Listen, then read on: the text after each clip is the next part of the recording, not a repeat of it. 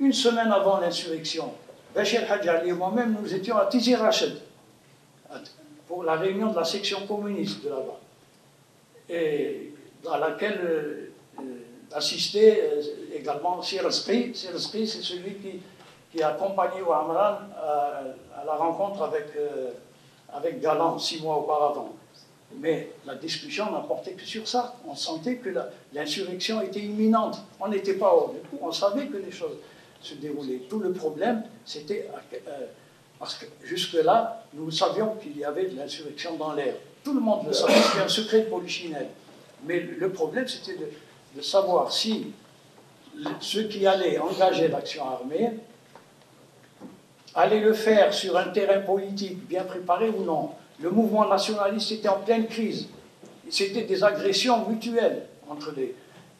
Alors, il y avait un calcul qui consistait à dire, si on déclenche la lutte armée, les choses vont rentrer dans l'ordre et il va y avoir unanimité. Ça pouvait être vrai, ça pouvait être un vrai calcul s'il y avait des orientations politiques adéquates. Et effectivement, pendant plusieurs semaines, de longs mois, l'insurrection était dans une situation très, très critique. Je me rappelle que Saïd Akli me disait, parce qu'il rencontrait ses maquisards, il était restaurateur. Chaque fin de semaine, il allait avec des pâtes au gaz, il allait avec de l'argent, il allait parce qu'ils étaient dans une situation désespérée. Les Ouamran, les Kelb al-Qassem, et les Ferdinand Hanafi, etc. Donc, tout le problème, c'était la politisation. Je crois que même Alec, dans une interview récente, avait dit on a été surpris. Surpris par quoi? On n'était pas surpris par le déclenchement de l'insurrection. On a été surpris par la date, par l'imminence. Je reprends le fil de ce que je disais tout à l'heure. Une semaine avant, nous étions à Tizi Rached. On a jugé que les choses étaient tellement pressantes qu'on a décidé que Bachir Hadj Ali retourne le week-end suivant pour tenir une réunion des communistes de Kabylie. Et la réunion s'est tenue à Beni Yenni, le dimanche suivant. Dans la nuit, l'insurrection était déclenchée. Et au retour, sur la route du retour, Bachir Hadj Ali n'était pas surpris. Simplement, il se posait la question. Il a dit au camarade qui le conduisait dans la deux chevaux, je crois, il lui a dit pourvu que ça tienne, pourvu que ça dure. C'est-à-dire que de ce côté-là, les choses étaient claires pour nous.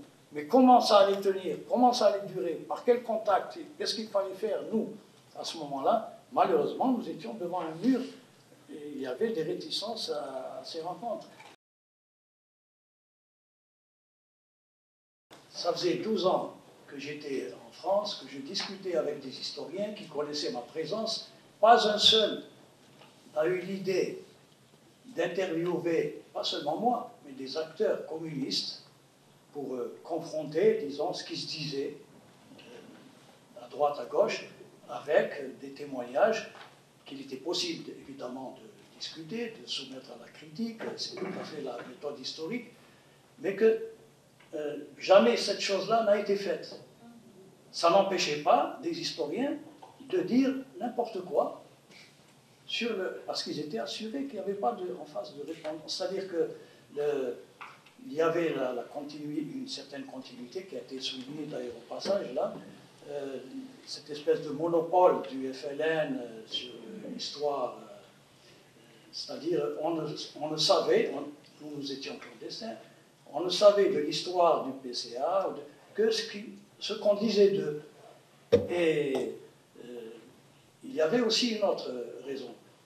Je pense que du côté des historiens français, enfin, une partie des historiens français, c'était devenu une histoire franco-française. C'est-à-dire que sur le dos du PCA, on réglait des comptes de conflits idéologiques, de chapelle, et donc plus on tapait sur le PCF, ça c'est leur affaire, mais avec sous-entendu l'équation PCF égale PCA. Et alors nous, on encaissait tout ça, et c'était une constante d'ailleurs dans l'histoire alors que nous avons subi un certain nombre de clandestinités, avec une impossibilité pratiquement de fournir comment dire, des explications, des témoignages, des documents, etc. Il me semble que dans certaines interventions, on donne beaucoup d'importance aux problèmes d'appareil. Voilà les intentions de ceci, comment dire, mais on ne va pas à la base profonde, dans la société. Est-ce que les communistes, le Parti communiste, est ému seulement par comment dire, des calculs d'appareil, calculs d'hégémonie, comment prendre sa place dans le front, comment contrecarrer tel... Ou bien, il y avait quand même, parce que ça peut exister, mais est-ce qu'il n'y avait pas en même temps, quand même, une poussée sociale, une réponse à des attentes sociales?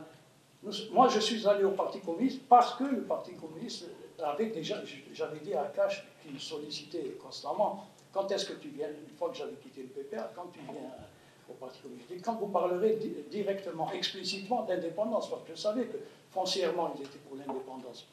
C'est-à-dire qu'il y a une espèce d'inversion des choses avec une sous-estimation de ce qui se passait dans la société.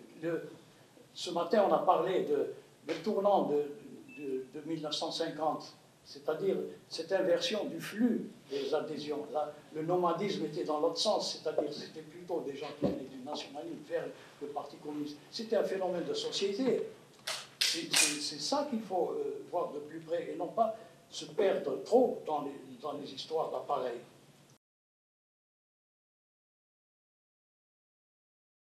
Oui, alors à propos du maquis de Kim, qu'on dit, on réduit au maquis rouge, à cette équipe d'une dizaine de maquisards, mais c'était des centaines et des centaines de militants communistes. Je dis que la jonction qui s'est faite entre les groupes de l'Est et de l'Ouest de l'ALN, c'est-à-dire dans l'Algérie centrale, c'est toute l'action des combattants de la libération et du Parti communiste dans les masses paysannes. Et si vous lisez les témoignages de Bah, vous le comprendrez mieux. Il n'y avait pas de maquis à l'époque, d'implantation FLN à ce moment-là. Et quand nous avons discuté avec Abban et avec Ben Khadda, une des questions justement concrètes qui étaient sur le terrain, c'était ça. À ce moment-là, le terrain était occupé par les groupes messanistes. Par la suite, un certain nombre de militants qui étaient dans les CDL, comme Nordin El-Bah, étaient vraiment en pointe dans cette action, et ils sont arrivés à faire un travail militaire, mais basé sur l'implantation politique, jusque dans l'Ouarsenis, qui était très prometteur.